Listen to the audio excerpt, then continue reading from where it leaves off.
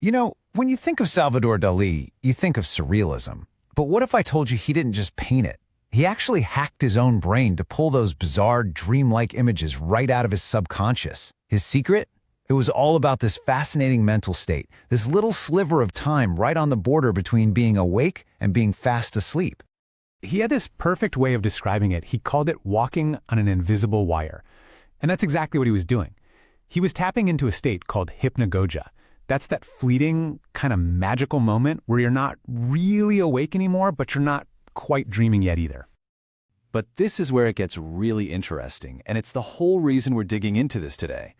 How is it possible that the exact same mental state that's a creative superpower for a genius can turn into an absolute nightmare, a trap, for someone with an anxious mind? Okay, so let's start with the genius himself. Dali's method is the stuff of legends, right? But how did his famous key and plate technique actually work? Let's break it down. It was honestly brilliantly simple. He'd just sit in a comfy chair, and in his hand, he'd hold a heavy metal key. Right below his hand, on the floor, he'd place a metal plate. So as he started to drift off into that pre-sleep state, his muscles would naturally relax, the key would slip from his fingers, and clang! The crash would jolt him awake at the perfect moment. Right when his logical brain was offline and all these uncensored, wild images were bubbling up from his subconscious. So yeah, that state he was so carefully trying to catch has a name: hypnagogia. It's the official term for that weird transitional space between being fully awake and fully asleep. And what's so cool is the neuroscience behind it. See, in that moment, your brain waves actually shift from the chill, relaxed alpha waves of wakefulness to these really creative theta waves. This switch flips on something called the default mode network. Think of it as your brain's introspection and creativity hub. For deep thinkers and artists, this network is basically throwing a massive party full of brand new ideas. So you can see how, when you harness it the right way, this state really is like a mental superpower. It's what happens when we let go of conscious control and just let our brain's inner autopilot take the wheel. Now get this. During our normal day, we spend up to 45% of our time just running on autopilot. You know, habits, automatic actions. But in the hypnagogic state, that autopilot is set completely free from all the normal rules and logic. And we're not just talking about zoning out here. This is a period of seriously intense background data processing. It's the state where your brain can connect completely random dots to compose a symphony or even spark a huge scientific breakthrough. It's powerful stuff. Okay, but here comes the dark turn in our story. What happens when your brain slips into this state? And instead of finding creative freedom, all it finds is pure, raw terror. What happens when this superpower becomes a prison? This is the shadow side of hypnagogia. For anyone with an overstimulated nervous system, especially people struggling with insomnia, this beautiful, creative state becomes a twisted paradox of anxiety. So why? Why does it go so wrong? Well, it really comes down to an overloaded system. For an anxious brain, the processor is always on high alert, always scanning for threats. It just can't switch off. This leads to hyper-vigilance, where the brain's worst-case scenarios start to feel like actual hallucinations.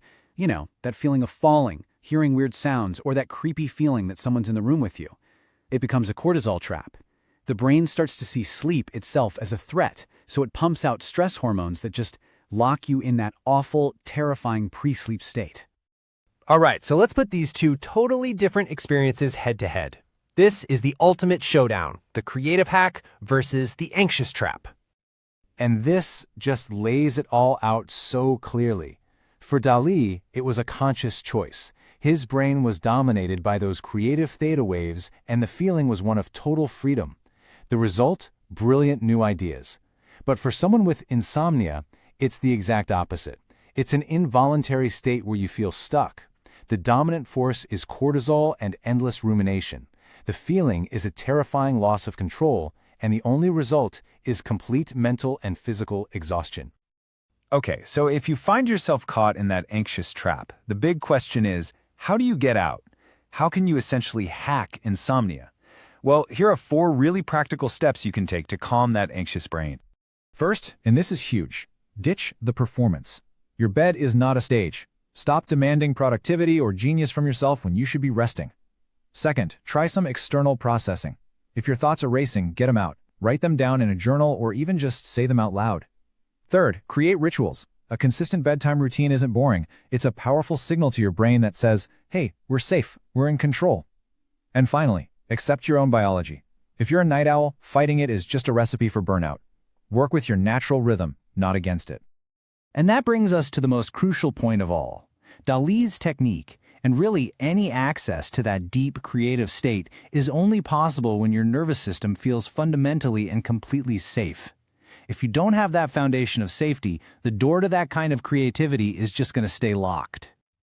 And this is really the whole thing in a nutshell. For a mind like Dali's, the mission was an active hunt, to go out and catch a brilliant, fleeting idea.